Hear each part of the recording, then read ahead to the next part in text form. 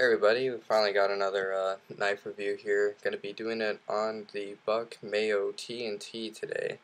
Um, Here, of course, I have some knives set up to give you some comparisons.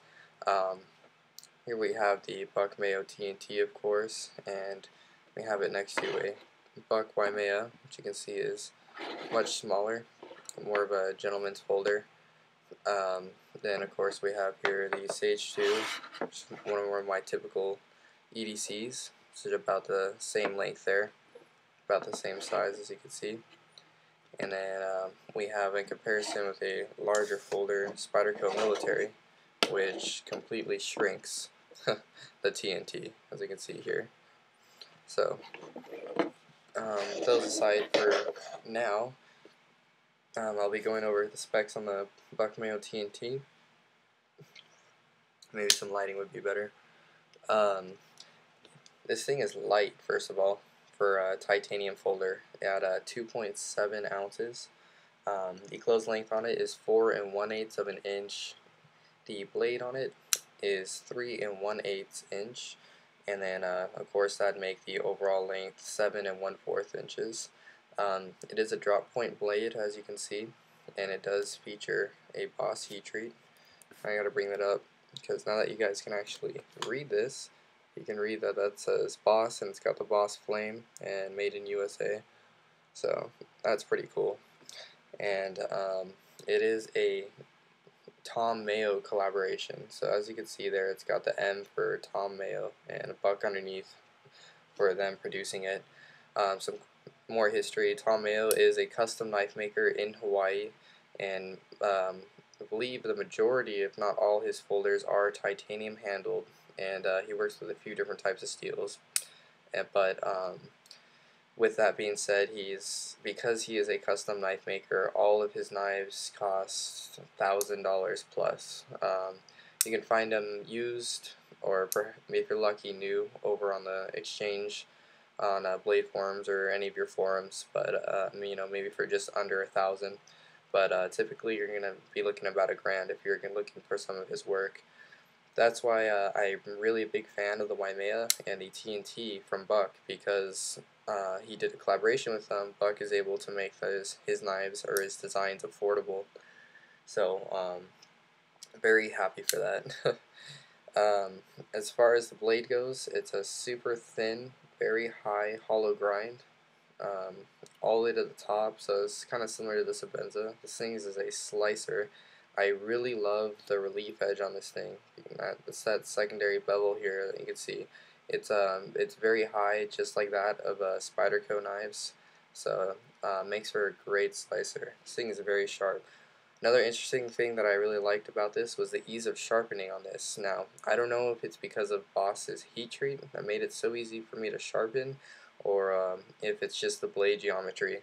But sharpening my large Sebenza was quite the bear at first because of the ever-changing edge angles as you go up the belly. But on this one, for some reason, was not much of a problem to sharpen at all. And to get sharp at that, I have a thin receipt here. I'll just show you real quick, like how exactly sharp this thing is. And it really does just like slice very cleanly. And it really didn't take long at all on the sharp maker to do this versus the Sebenza, which took a very long time for me to get down. But like I said, that was because of edge geometry. But like I said, just using a few strokes on the sharp maker with this S30B, which is typically a harder steel to sharpen versus like VG10 or your cheaper HCR13 MOV, this sharpened like a dream. It is a titanium frame lock, as you can see, and Tom Mayo does use holes on all his titanium folders. It's kind of his thing. So it is riddled with holes, and I just love that look. Another cool thing with this is that the titanium slabs are kind of curved, so they kind of contour to your hand a little bit. So it feels really nice to just hold in the hand, and that of course adds a little bit of weight, or a little bit less weight, shaves off a bit, and it just feels nice to hold. Does use that hole opener here. It's more of a cylindrical looking thing, rectangular, but it is very easy to open, and it is buttery smooth. This thing just opens so nice. I mean, just don't hear anything, and it's just ridiculously smooth. Lockup is nice, nice click. It is early, um, and just feels great in the hand overall with those curved titanium handle scales, or slabs you want to call them. I also really do enjoy the C cutout that he puts on his knives. It just gives you a nice spot to put your index finger, to really choke in, and then relax the rest of your hand on. With that, it's about a 4-finger grip. If you want to choke up on it, you can bring your index finger up on that shelf and rest your middle finger there, and then wrap around, and then just put your thumb on the top of the blade, which is kind of flat right here, before it goes into the nice tapered and rounded spine. So this knife really has a lot of quality, and a lot of people do come to this for a cheaper, Sebenza. If you don't have the money for a Sebenza, a lot of people do turn to the Buck Mayo because it's got the titanium, the S30B, and of course it's a frame lock. And the fit and finish on this thing is really good. Um, there's only really one thing that, as fit and finish goes, that did not quite get there, as far as Sebenza is. If you look at the blade, it is not perfectly centered. It is quite a bit off to the side. Bring it up here, right there. You can see if I push it a little bit, right there. If I push it a little bit, it looks like it'll get even. But I mean, if I let go, right there, you can see it. There it's even. Let go, it goes back to the slab. So blade centering isn't perfect. I have not tried taking it apart yet to see if I can fix that just by adjusting the pivot. But it does not affect the opening or closing of the knife, and of course it does not affect the performance. It does feature a lanyard hole, so if you do like lanyards, it's kind of ironic because, lanyard holes, yet the whole knife is riddled with holes. Really like that. It's cool that you can see like the blade coming down into the handle, just like that on the new carbon fiber scales on the Sebs, so really digging that look. Overall, just a really comfortable knife to hold. The edge holds for a really long time. It was a slightly dull when I first got it, so I did have to touch it up. But like I said, it was so quick to touch up, and it stayed sharp for a really long time. And it's getting a little bit duller. It's not quite as laser sharp as when I first sharpened it, but like I said, with the ease of sharpening, not a problem. It does have a titanium pocket clip, and it is for tip down only. And it rides really nice with contoured titanium slabs here. It does slide in the pocket well.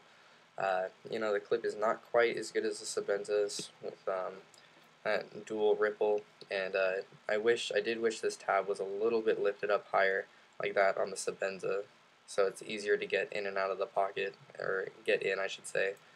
But I mean, other than that, it works great, and it does ride really deep. If you do put it on, let's see, use a piece of paper here. Pocket clip is pretty tight too, that I will say. I can't even get this piece of paper on because of that, so I can't show you. See if I get something thicker here.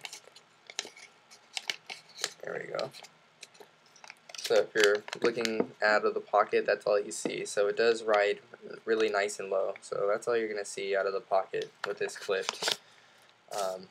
All Torx bit construction. It takes 4 screws, 2 at the bottom, 2 at the top, 1 including the pivot there.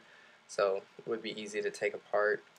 And just overall a really nice folder. And I mean, being a titanium frame lock, it's got quite a bit of thickness to it, and for being a titanium frame lock, it's still very light, yet has a lot of strength. So really enjoy this knife. I really love that blade shape, the really high flat hollow grind here, and just razor sharp.